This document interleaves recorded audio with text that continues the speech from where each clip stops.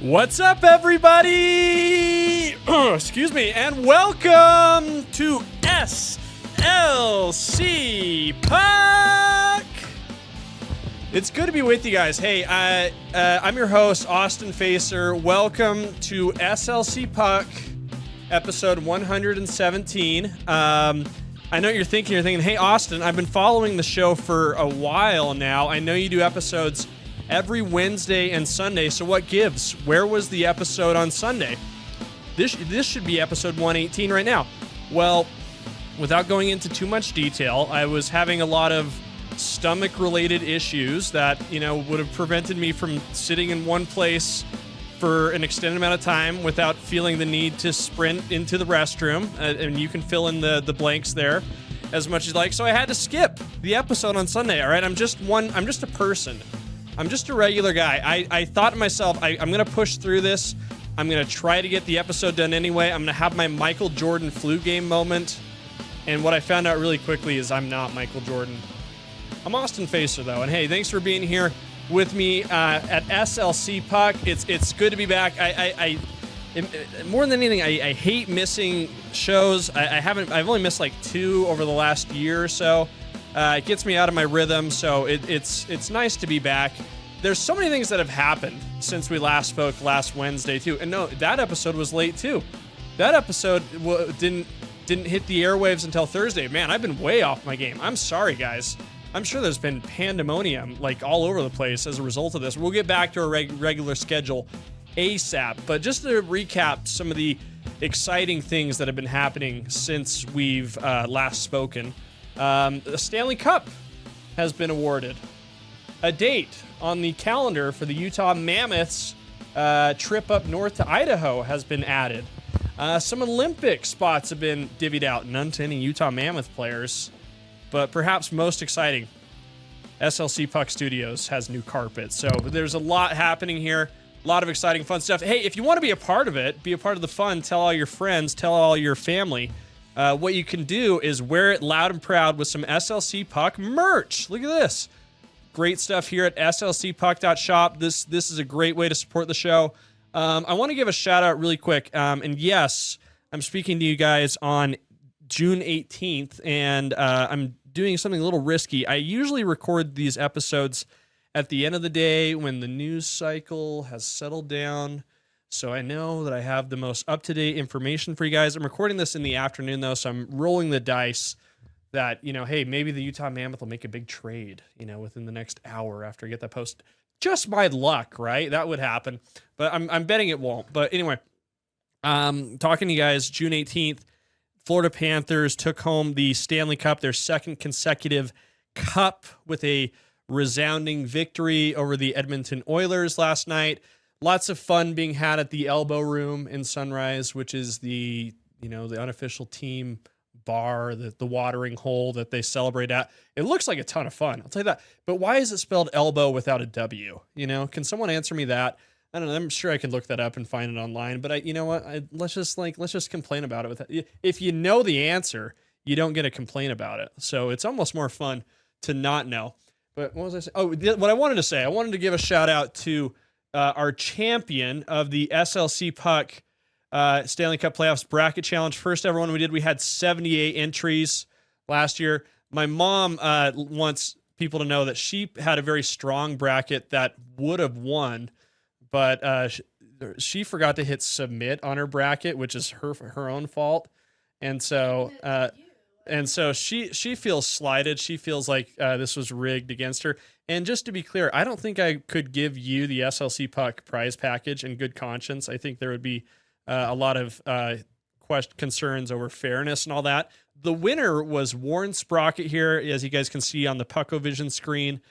He picked the Oilers to win, so he missed on that, but he had a very comfortable lead in terms of the total points earned with his entire bracket. Let's just look at how Warren Sprocket did here. Looks like his hits and misses. He predicted the Jets to advance. He had the Avalanche going much further than they did, as did I. But I think where he really won this was correctly picking the Carolina Hurricanes to make it to the Eastern Conference Finals to play against the Florida Panthers, and then he also correctly predicted the final matchup between the Oilers and the Florida Panthers, although he picked the Oilers. His name is Guy, really nice guy out in North Salt Lake. So he got himself a prize pack. That's on his way. I sent it to him. What did he want? He had his pick of the litter. Anything he could have desired on the SLC Puck shop. He got the hat and the Crownburger, unlicensed Crownburger shirt. So there you go. I hope Guy enjoys that. So congrats to him for winning. And let me just, again, there's lots to talk about, guys, but I think this is worth noting that us media, and I'm doing parentheses, air quotes, because I don't feel entirely like I'm media, but the media included me in our own little bracket challenge. And it was a big mistake on their part because I kicked ass. I won in that. So there you go. SLC Puck took Brogan Houston to task, along with Matt Coma and Dakota and not sure who that is. Yeah, we all picked the Avalanche, but I got of all of us who picked incorrectly, I was least incorrect. So, do with that information what you will and what it says about as me and my I guess my legitimacy as a Utah hockey commentator. One more thing I just wanted to say really quick. We've been doing I've been doing some different stuff here in the summer, in the off season. I was invited by Jordan School District to participate in some content creation for them. They do a podcast. Everybody does a podcast these days. They do a podcast called Supercast, I believe it's called, where their superintendent interviews notable students, faculty, alumni of the Jordan School District. I am not an alumni of Jordan School District, but again, really nice of them to invite me to come out. And I got to skate with Hope. I'm so sorry, Hope. I'm going to mispronounce your name. Bevelheimer. And she is she's a badass. She is a sled hockey goalie. I'm just put some stuff up here on Puckovision. That's me shooting on Hope there. Utah native, 3-time world sled hockey champion. And she and I hit the ice together. A lot of fun to shoot the pucks at her. She's really good. She's a world champ. And she gave me a really awesome keepsake that I want to just show you guys and express how much I really appreciate it. She gave me this puck, which is a puck from one of her shutouts at the World Championships last year. So that's really cool, and I'm gonna put this on a place of honor right here in SLC Puck Studios. So thank you very much, Hope. So that was really cool, and so I'm excited to hear Supercast come out. Hear how me stumbling over my own words, being a little out of breath because we recorded the podcast on the ice. So yeah, that should be a lot of fun. But as I was saying, guys, hey, the Florida Panthers are the Stanley Cup champions, second consecutive title, third time in the Stanley Cup Final for the Panthers. Elbow Room was rocking last night with the team there, the fans celebrating. Sammy Bennett earning Conn Smythe trophy as the playoffs' most valuable player. I think maybe this is where we can sort of make the connection to what we are discussing here in the Utah hockey world. We've been looking at the Utah Mammoth. Those of us who are critical thinkers, those of us who know better than Bill Armstrong, right? Who know exactly what this team needs. And we're looking around the NHL and we're like, oh, there's a discussion about this guy. He would be a terrific fit to have on the Utah Mammoth. He would be a missing piece. And I think Sam Bennett is a guy who has fit into that conversation quite a bit. It's not for no reason, right? I think people, I think the clues are all there. If you're reading the tea leaves, if you're playing NHL 26, which I'm excited about, this is NHL 2001, by the way, so it's time to update the video game situation a little bit. But and if you're listening to me on Apple or Spotify, I'm gesturing to the video game I have playing behind me. You would see that if you're on YouTube. But again, if you're playing this like a video game, you would say, oh, he's the best. He's like the hot commodity. He dominated the playoffs. He plays a style that the Utah Mammoth desperately need. He could take this team to the next level, the playoffs, and when they get there, he could obliterate, he could dominate. You're not wrong for thinking that, right? But I will say this. I fed into this a little bit at first, but if you watch the most recent podcast, which I titled "Don't Plan on Sam," I don't think that's going to happen. I think those of us who have been entertaining the idea that Utah would pursue Sam Bennett, I bet they do. They might make an offer, right? They might say, "Hey Sam, what do you think? Here's a boatload of money. We're gonna overpay you a little bit to do your thing for the Utah Mammoth in the Delta Center, where we're gonna have giant bronze mammoth statues, and we're gonna bring back the mammoth to life using DNA replication technology." I don't know how this works, but anyway, that would be the pitch, right? That'd be the pitch. But guess what? It's over. I don't. It's over before it even started. I don't see it happening. Again, watching video of the Florida Panthers celebrating and dancing their butts off at the Elbow Room, there was an interesting clip from the celebration at this bar. And I'll say this: I think we need to prepare in advance right now here in Utah for when we win our Stanley Cup. Which bar should we go to? I think it's got to be close. My vote, just for the sake of fun, would be like Beer Bar Johnny's on Second. I think that would be a lot of fun. Let me know what you guys think. I think just because it's in the downtown area, if we could find a way to get to a bar named Sue in Mill Creek, that would be my top choice. That place is awesome. But again, in the heat of the moment after winning the Stanley Cup, we might have to stay downtown. But again, Elbow Room last night, Florida Panthers, Sam Bennett, and the Panthers fans are celebrating. They start breaking into a chant. 8 more years. 8 more years. Sam Bennett is very much not only participating in this chant, but if you're to see this video, he's leading in a large degree. So I think if you're Bennett and you've won 2 straight Stanley Cups with the Florida Panthers, they know your value. Those guys love playing together in Florida. That was such a common storyline that was talked about so much as the series advanced, as the playoffs unrolled out the way they did. Like, Florida is a team's team. Those dudes play for each other. They play hard. They're absolute animals. They have an identity, and they are fiercely loyal. They love playing together. They love playing the style they do. And it's also interesting to note that history suggests that Sam Bennett won't leave Florida no matter what. Because, and again, every situation's different. And listen, if someone was offering to pay me, a few $1 million extra to move to beautiful Salt Lake City, Utah from Sunrise, I would probably do it. I'd probably think long and hard about it. But it's interesting to note, and I did the research on this. I did some homework, guys. It's interesting to note that in the history of the National Hockey League, there has never been a Conn Smythe Trophy winner who has left his team in free agency the following summer. It's never happened. There's been 2 occurrences where players have switched teams, one of them being Claude Lemieux, and I can't remember the year on that. The other being Wayne Gretzky when he was traded from the Oilers to the Kings. But that's it.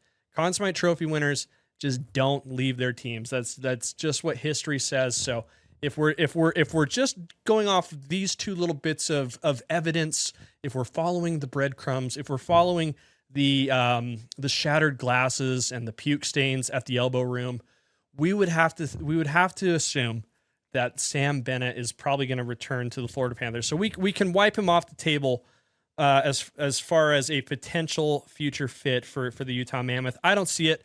I'd love to be surprised. I really would. We'll do a fun podcast when I'm surprised, and I'll say, you know what, guys, that was a little too negative. But I don't see it happening. I'll eat some crow. I'll eat some humble pie if needed. And let me tell you, there is nothing I hate worse than the taste of humble pie. I don't like it.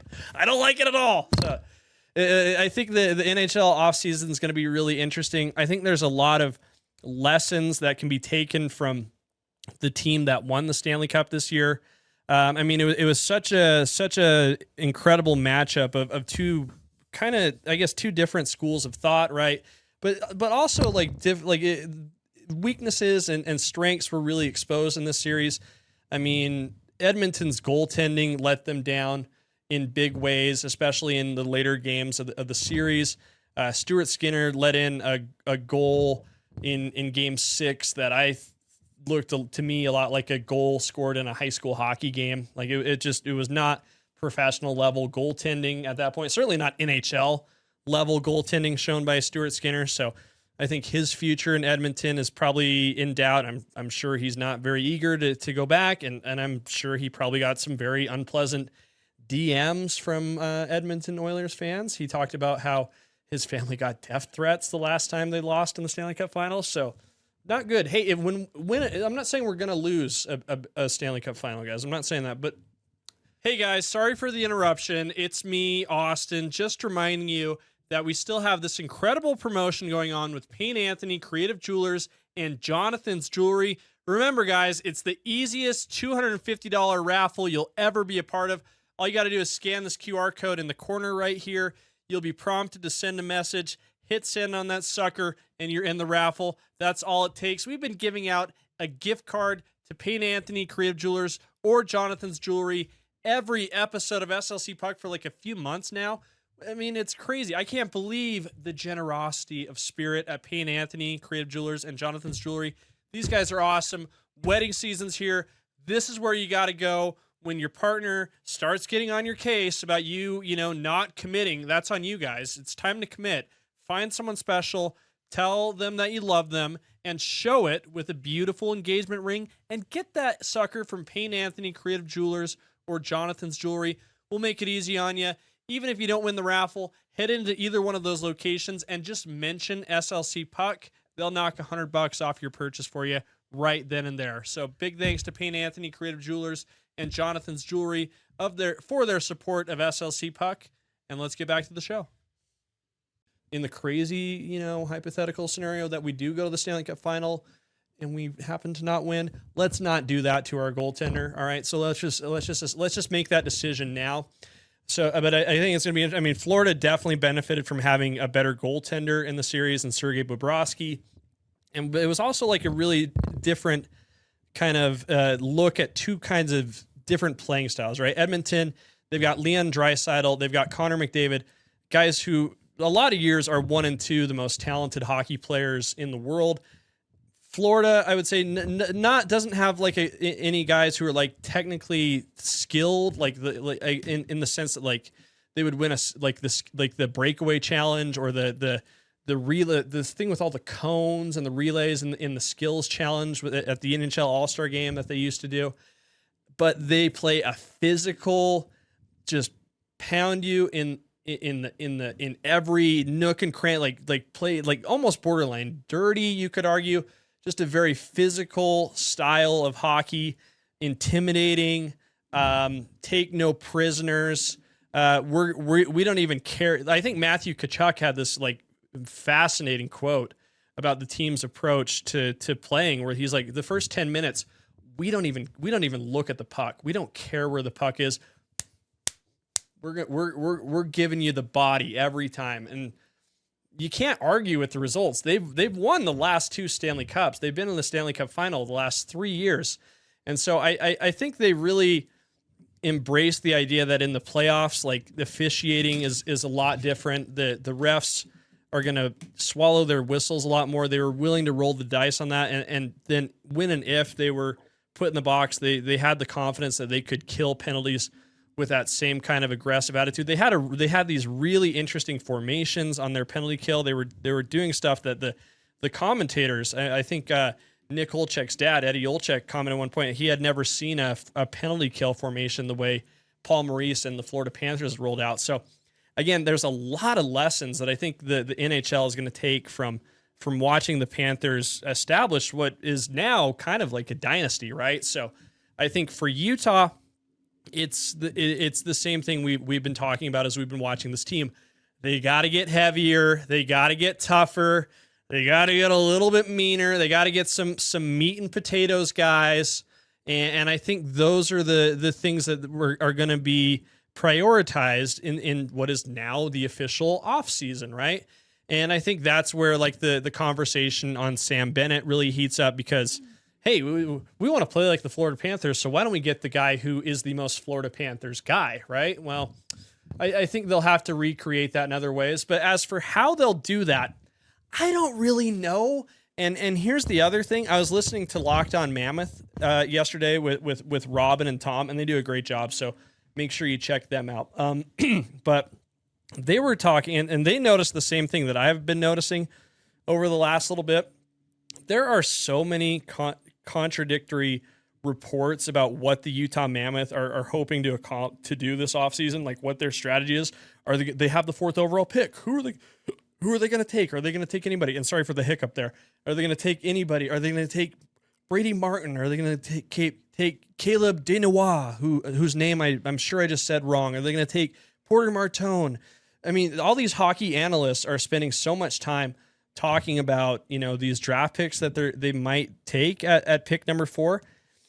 They might just trade the pick anyway, and all that analyzing work could be for naught. Like, how sick to your stomach would you be? I mean, admittedly, I'm kind of still getting into the swing of things here, like covering this team in depth.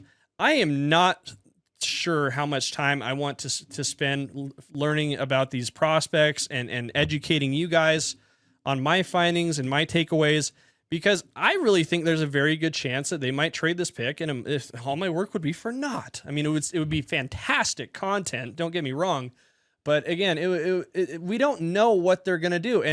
And again, they talked about this on Locked On Mammoth. There's so many contradictory reports. It doesn't make any sense. And like, there's no like breakaway. There's no unanimous consent on what they're going to do and how they're going to do it. We know they're going to improve the roster, but they have so many options. They have an embarrassment of riches.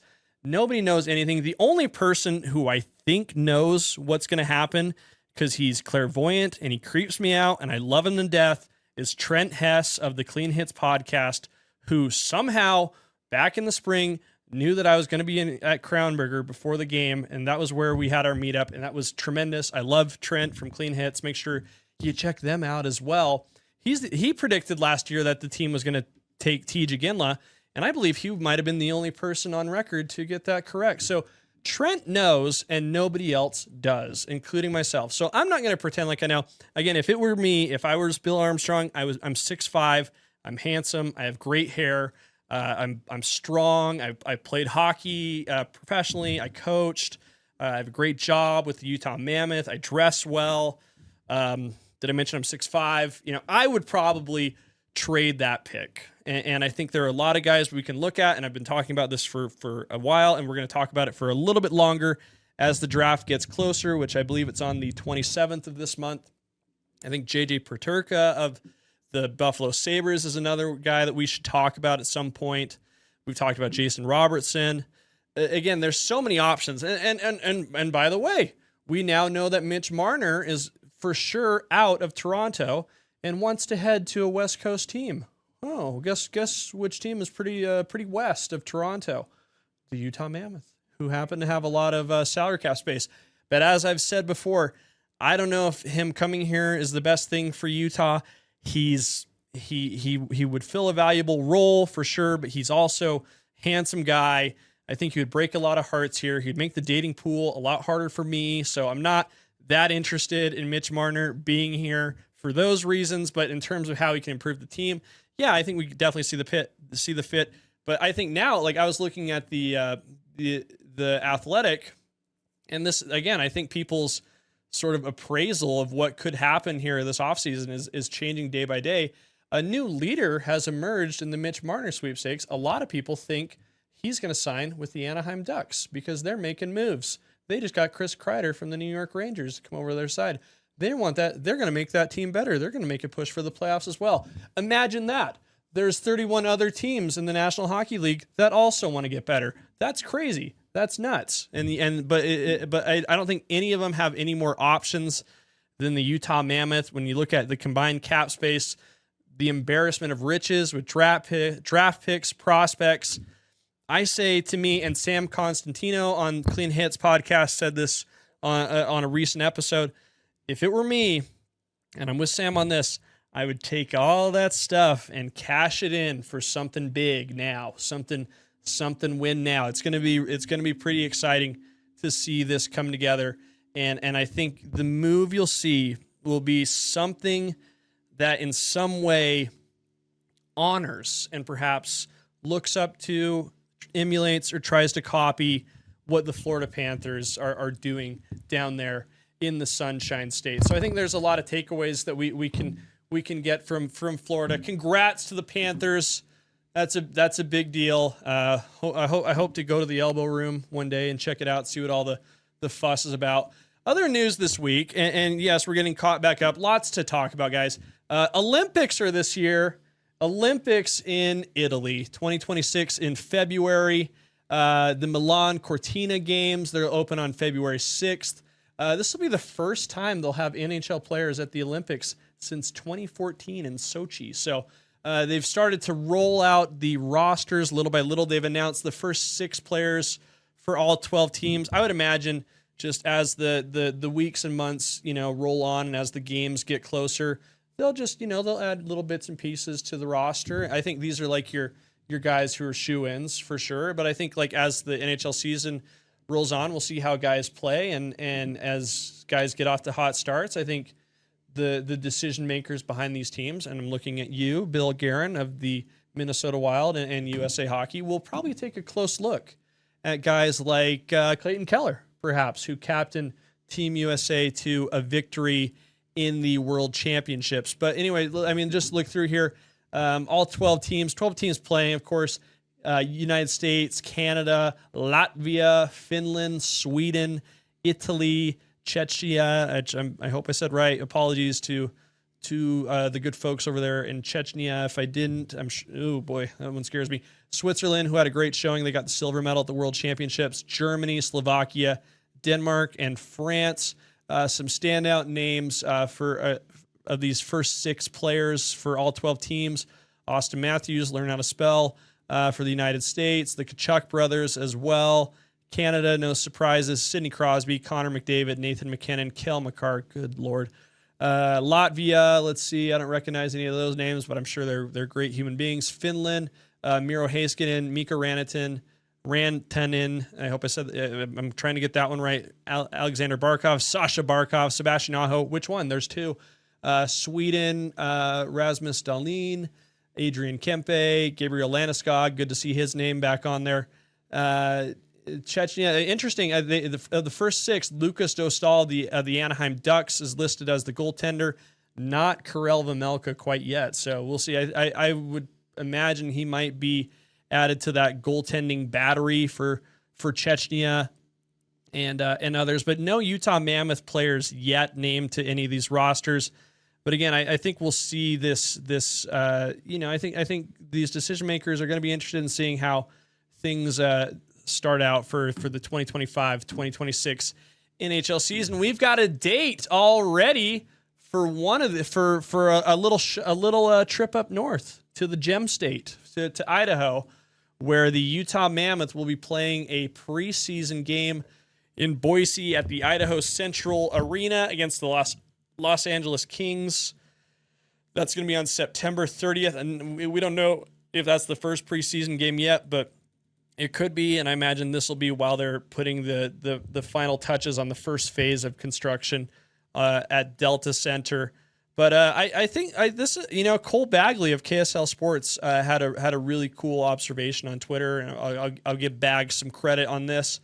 He said it's very cool that Utah has gone from being the place where we might get the Frozen Fury, we might get our preseason NHL game. They'll come by, they'll say hi, the Kings will come, and oh hey, there's our buddy Trevor Lewis. Once a year. Wow, thanks for making your trip. Enjoy the rest of your season out there. To now, hey, we're the big dogs. We'll come say hi to you up there in Boise. So that's pretty cool. I think that shows like really the growth of like Utah as a market, really. So that's cool. But it's really exciting to see a date on the calendar for the Utah Mammoth with gosh, we're going to see the logo, we're going to see the jersey. That's going to be a lot of fun. Will Austin make the trip up to Boise? Time will tell. We'll see. And hey, to find out, you'll just have to stay tuned to SLC Puck. Thank you guys so much for tuning in to episode 117. Back in the swing of things, back on our regular schedule. Episodes Wednesdays and Sundays. So we appreciate you guys tuning in. Don't forget to like, comment, subscribe here, YouTube, Apple, Spotify, wherever the heck you listen to this thing. If you want more goofy, silly content, you can follow me on social media at SLC Puck. Don't forget to buy your merch at slcpuck.shop. And